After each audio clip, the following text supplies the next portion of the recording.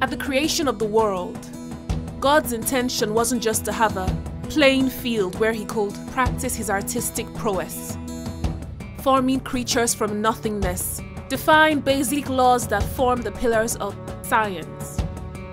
Though when he spoke, his words materialized, forming each letter with blood, coating itself with fur, feathers, fins, and scales. Yet when he got to a particular species, he wanted one that portrayed the very essence of his divinity, that withheld the image of his majesty, that spoke of his greatness. With this species just being alive, they came together and said, let us make man in our own image. For previous species older than men, because apparently we are the last born of creation, they all had one goal: to survive, and that was their default mode. But he turned to man and made him understand that he has dominion because he is a replica of the Most High. He is a walking reverent of God's power. So apart from man's procreative duty, man's entire existence is based off of the premise of worship, the magnification of an entity. Now attentive ears take note, I never said worship God, but worship. We are made to worship God, but not programmed to worship him.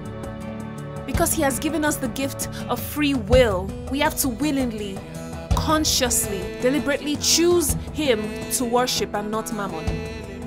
If we were programmed with the former, we wouldn't be any better than robots now, would we?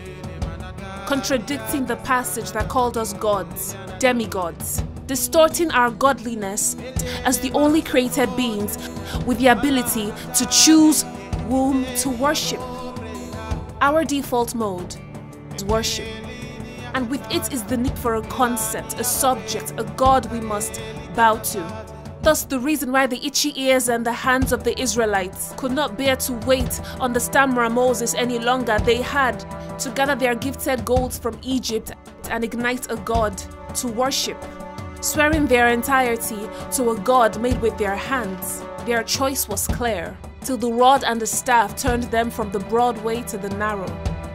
Now there is a fallacy, a lie, propagated by the most wanted criminal, the devil, that with us present are dozens of gods to choose from the sun to the moon to the universe. But make no mistake, you have just two.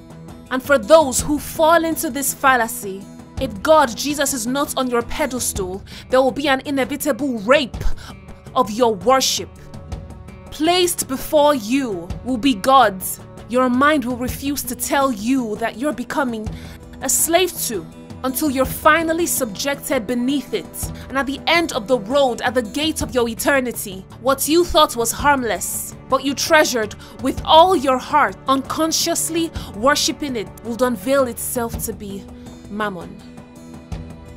But we are gifted with the formation of three astounding elements: the body, the soul, and the spirit. We are not this magnificent to run around and play gods on earth. Let's take a look in the mirror and let our image minister to us. Let your features testify that they are not original. No, they are a replica, God's replica.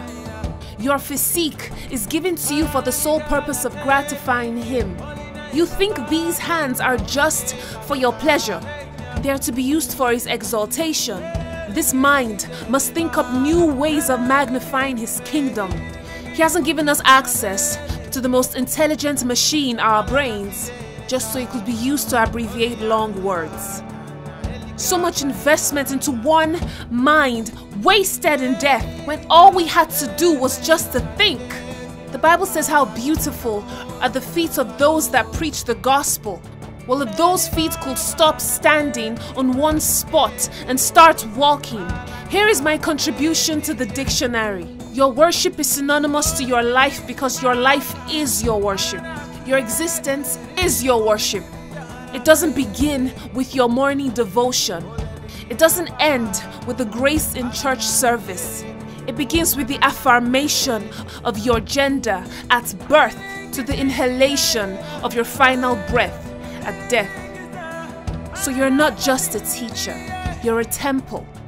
You're not just a cashier, you're a semblance of heaven in human form. And you're not just a waiter, you're an embodiment of God's divinity. And you're not just a person, you're a walking worship.